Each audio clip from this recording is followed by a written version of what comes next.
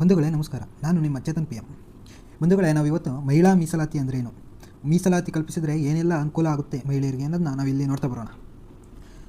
ಸರಳವಾಗಿ ಹೇಳಬೇಕು ಅಂದರೆ, ಸಮಾಜದಲ್ಲಿ ಮತ್ತು ರಾಜಕೀಯದಲ್ಲಿ ಮತ್ತು ಉದ್ಯೋಗಗಳಲ್ಲಿ ಮಹಿಳೆಯರಿಗೂ ಕೂಡ ಸಮಾನ ಅವಕಾಶ ಸಿಗಬೇಕು ಅನ್ನೋ ಒಂದು ಕಾರಣಕ್ಕೋಸ್ಕರ ಈ ಒಂದು ಸ್ಥಾನಮಾನಗಳನ್ನ ಮಹಿಳೆಯರಿಗೆ ಮೀಸಲಿಡೋಕ್ಕೋಸ್ಕರ ಈ ಒಂದು ಮಹಿಳಾ ಮೀಸಲಾತಿ ವ್ಯವಸ್ಥೆಯನ್ನು ತರತಕ್ಕದ್ದು. ಇದರ ಮುಖ್ಯ ಉದ್ದೇಶ ಏನು ಅಂದರೆ, ಪುರುಷರಿಗೆ ಇದ್ದಂತೆಯೇ ಅವಕಾಶ ಮಹಿಳೆಯರಿಗೂ ಸಿಗಬೇಕು ಮತ್ತು ಅವರು ತಮ್ಮ ಜೀವನದಲ್ಲಿ ಸಮಾಜದಲ್ಲಿ ಶಕ್ತಿಶಾಲಿಯಾಗಬೇಕು ಎಂಬುದು ಒಂದು ಧ್ಯೇಯವಾಗಿದೆ. ಈಗ ಸ್ವಲ್ಪ ಹಿಂದಕ್ಕೆ ಹೋಗೋಣ, ಇತಿಹಾಸ ನೋಡ್ಕೊಂಬರೋಣ. ಎಲ್ಲಿ ಈ ಮಹಿಳಾ ಮೀಸಲಾತಿ ಎಂಬ ಕಿಚ್ಚು ಹೊತ್ಕೊಂತು, ಏನಕ್ಕೆ ಕೊಡಬೇಕು ಅಂದರು, ಯಾವ ಸರ್ಕಾರಗಳಲ್ಲಿ ಯಾವ ವರ್ಷಗಳಲ್ಲಿ ಏನೇನೋ ಈ ಮೀಸಲಾತಿ ಬಗ್ಗೆ ಹೋರಾಟ ನಡೆದು ಅಥವಾ ಪಾರ್ಲಿಮೆಂಟಲ್ಲಿ ಏನೇನೋ ಚರ್ಚೆ ನಡೆದು ಇವೆಲ್ಲ ನೋಡ್ತಾ ಬಂದುಗಳೇ. ನಾವು ಈಗ ಇತಿಹಾಸ ಪುಟಗಳನ್ನು ನೋಡೋಣ. ಯಾವತ್ತಿಂದ ಈ ಮಹಿಳೆಯರ ಮೀಸಲಾತಿ ಎಂಬ ಒಂದು ವಿಷಯದ ಬಗ್ಗೆ ಚರ್ಚೆ ಆಯಿತು, ಅಲ್ಲಿಂದ ಏನೇನು ಹೋರಾಟ ನಡೆದು ಅನ್ನೋದನ್ನು ನೋಡ್ತಾ ಬರೋಣ. ಭಾರತದಲ್ಲಿ ಮಹಿಳೆಯರ ಹೋರಾಟ ಇವತ್ತು ಶುರುವಾದದ್ದಲ್ಲ ಬಂಧುಗಳೇ. ಸ್ವಾತಂತ್ರ್ಯ ಹೋರಾಟದಲ್ಲೂ ಕೂಡ ಮಹಿಳೆಯರ ಪಾತ್ರ ಬಹು ದೊಡ್ಡದಾಗಿ ನಾವು ಕಾಣ್ಬೋದು. ಆದರೆ ಒಂದು ವಿಚಿತ್ರ ಸತ್ಯ ಏನಂದರೆ, ಅಷ್ಟೊಂದು ಕೊಡುಗೆ ಕೊಟ್ಟರೂ ಕೂಡ ರಾಜಕೀಯದಲ್ಲಿ ಮಹಿಳೆಯರ ಸಂಖ್ಯೆ ತುಂಬ ಕಡಿಮೆ ಇತ್ತು. ಹೌದು ಬಂಧುಗಳೇ, ಸ್ವಾತಂತ್ರ್ಯ ಹೋರಾಟಗಳಲ್ಲಿ ಮಹಿಳೆಯರ ಪಾಲು ಇತ್ತು. ಆದರೆ ತದನಂತರ ಅಂದರೆ ನಾವೇನೋ ಪೋಸ್ಟ್ ಇಂಡಿಪೆಂಡೆನ್ಸ್ ಅಂತ ಕರಿತೀವಿ, ಆ ಸಂದರ್ಭದಲ್ಲಿ ರಾಜಕೀಯದಲ್ಲಿ ಈ ಒಂದು ಮಹಿಳೆಯರ ಪಾಲು ಬಹಳ ಕಡಿಮೆ ಇತ್ತು. ಅದಕ್ಕಾಗಿ 1990ರ ದಶಕದಲ್ಲಿ ಒಂದು ದೊಡ್ಡ ಚರ್ಚೆ ಶುರುವಾಗುತ್ತೆ, ಮಹಿಳೆಯರಿಗೆ ವಿಶೇಷ ಮೀಸಲಾತಿ ಕೊಡಬೇಕು ಅಂತ.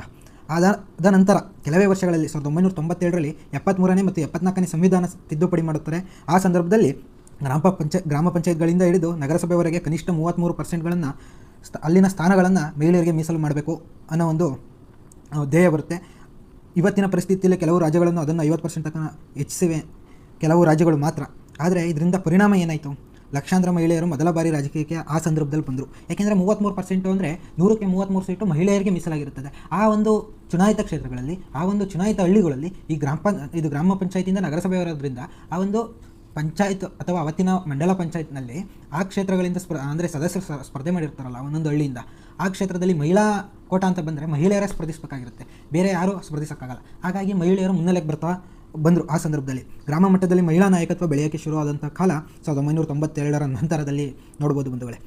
ಈಗ ನಮ್ಮದು ಅದು ಹಳ್ಳಿ ಮಟ್ಟ ಅಂದರೆ ಪಂಚಾಯತ್ ಮಟ್ಟಕ್ಕಾಯಿತು, ನಂತರ ನಗರಸಭೆಗೂ ಆಯಿತು. ಆದರೆ ಈಗ ರಾಷ್ಟ್ರ ಮಟ್ಟ ಮತ್ತು ರಾಜ್ಯ ಮಟ್ಟಕ್ಕೂ ಬೇಕಲ್ವ ಮಹಿಳೆಯರ ಪ್ರಾತಿನಿಧ್ಯ. ಮಹಿಳೆಯರಿಗೆ ಇಲ್ಲಿ ಮಾತ್ರ ಕೊಟ್ಟರೆ, ಇಲ್ಲಿ ಸ್ಥಳೀಯವಾಗಿ ಮುನ್ನೆಲೆಗೆ ಬಂದರು, ಆದರೆ ರಾಜ್ಯ ಮಟ್ಟದಲ್ಲಿ ಮುನ್ನೆಲೆಗೆ ಬಂದಿಲ್ಲ. ಇವತ್ತಿನವರೆಗೂ ನೋಡ್ಬೋದು, ನಾವು ಕರ್ನಾಟಕದಲ್ಲಿ ಮಹಿಳಾ CMನೇ ನೋಡಿಲ್ಲ, ಹೌದಲ್ವಾ? ಅದೇ ರೀತಿ ಇವತ್ತು ಎಷ್ಟು ಜನ ಸಚಿವರಿದ್ದಾರೆ, ಅದರಲ್ಲಿ 2-3 ಜನ ಎಷ್ಟು ಏನು ಮಹಿಳಾ ಮಂತ್ರಿ, ಅದರಲ್ಲಿ ಈ ಸಲ ಲಕ್ಷ್ಮೀ ಹೆಬ್ಬಾಳ್ಕರ್ ಒಬ್ಬರೇ ಇರೋದು. ಅದೇ ರೀತಿ ಮಹಿಳೆಗೆ ಮುನ್ನೆಲೆ ಕೊಡಬೇಕು ಅನ್ನೋಕ್ಕೋಸ್ಕರ ಅದೇ ರೀತಿ 33% ರಿಸರ್ವೇಷನ್ನ ಈ ಒಂದು ನಮ್ಮ ಕೇಂದ್ರ ಸರ್ಕಾರ ತರಕೊಳ್ತಿತ್ತು. ಆದರೆ ನೋಡೋಣ ಮುಂದೆ ಏನೇನಾಗುತ್ತೆ ಅಂತ. ವಿಷಯ ಏನು ಅಂದರೆ, ಸರ್ಕಾರ ಯಾಕೆ ಈ ಒಂದು ಮಹಿಳಾ ಮೀಸಲಾತಿ ಕೊಡುವಲ್ಲಿ ದೊಡ್ಡ ಹೆಜ್ಜೆ ಇಕ್ಕಿತು, ಆದರೆ ಅದನ್ನ ಕೊಡೋಕ್ಕಾಗಲಿಲ್ಲ. ಬಟ್ ಸರ್ಕಾರ ಮುನ್ನೆಲೆಗೆ ತರಬೇಕು ಮಹಿಳೆಯರನ್ನ ಅನ್ನೋದಕ್ಕೋಸ್ಕರ ಈ ಒಂದು ಮೀಸಲಾತಿ women reservation bill, Nari Shakti ವಂದನ ಅಧಿನಿಯಮ 2023ನ ಈ ವರ್ಷ ಈ ಒಂದು ಪಾರ್ಲಿಮೆಂಟಲ್ಲಿ ಮಾಡಿಕೊಳ್ತಿತ್ತು. ಆದರೆ ಅದು ಜಾರಿಗೆ ಬರಲಿಲ್ಲ. ಆಯಿತು, ನೋಡೋಣ ಬಂಧುಗಳ ಮುಂದೆ. ಈ ಒಂದು ಬಿಲ್ನ ಏನಾದರೂ ತಂದಿದ್ದರೆ ಲೋಕಸಭೆ ಮತ್ತು ರಾಜ್ಯಸಭೆಗಳಲ್ಲಿ 33 ಸ್ಥಾನಗಳನ್ನು ಮಹಿಳೆಯರಿಗೆ ಮೀಸಲಾತಿ ಕೊಡಬೇಕಾಗಿತ್ತು. SC/ST ಮೀಸಲಾತಿಯಲ್ಲೂ ಮಹಿಳೆಯರಿಗೆ ಭಾಗ ಕೊಡಬೇಕಾಗಿತ್ತು. ಆದರೆ ಒಂದು ಮುಖ್ಯ ವಿಶೇಷ, ಇದು ಡಿಲಿಮಿಟೇಷನ್ ಆದ ಮೇಲೆ ಮಾತ್ರ ಸಂಪೂರ್ಣವಾಗಿ ಜಾರಿಗೆ ಬರುತ್ತೆ ಅನ್ನೋ ಒಂದು ಕಂಡೀಷನ್ ಇತ್ತು ಅಲ್ಲಿ. ನಿಮಗೆಲ್ಲ ಒಂದು ಕ್ವಶನ್ ಬರ್ಬೋದು, ಇಲ್ಲಿವರೆಗೂ ಮಹಿಳೆಯರಿಗೆ ಮೀಸಲಾತಿ ಇರಲಿಲ್ಲ, ಆದರೆ ಈಗ ಯಾಕೆ ಬೇಕು? ಬಟ್ ನೋಡಿ, ಯಾವಾಗ ಗ್ರಾಮ ಪಂಚಾಯಿತಿ, ನಗರಸಭೆ, ಸ್ಥಳೀಯ ಮಟ್ಟದ ಚುನಾವಣೆಗಳಲ್ಲಿ ಈ ಮಹಿಳೆಯರಿಗೆ ಮೀಸಲಾತಿ ಕೊಡಬೇಕು ಅಂದಾಗ ಈಸಿಯಾಗಿ ಅಂಗೀಕಾರ ಆಗೋಯ್ತು. ಬಟ್ ಅದನ್ನ ಅಂಗೀಕಾರ ಮಾಡಿದವರು MLAಗಳು, ಇವರೇ ಅಲ್ಲಿನ ಸಂಸದರು. ಬಟ್ ಈಗ ಆ ಸಂಸತ್ ಸ್ಥಾನ, ಇಲ್ಲಿ MLA ಸ್ಥಾನಗಳಿಗೆ 33% ರಿಸರ್ವೇಷನ್ ಕೊಡಬೇಕು ಅಂತ ಬಂದಾಗ ಇವರು ತಮ್ಮ ಸ್ಥಾನಗಳನ್ನು ಕಳ್ಕೊತಾರೆ ಕೆಲವು ಕ್ಷೇತ್ರಗಳಲ್ಲಿ. ಆ ಒಂದು ಭಯದಿಂದ ಯಾರಿಗೆ ಸಿಗೋದು, ಯಾರು ಕಳ್ಕೊತಾರೋ ಗೊತ್ತಿಲ್ಲ. ಬಟ್ ಯಾವ ಕ್ಷೇತ್ರಕ್ಕೆ ಈ ಮಹಿಳಾ ಮೀಸಲಾತಿ ಕ್ಷೇತ್ರ ಅಂತ ಬರುತ್ತೋ ಗೊತ್ತಿಲ್ಲ.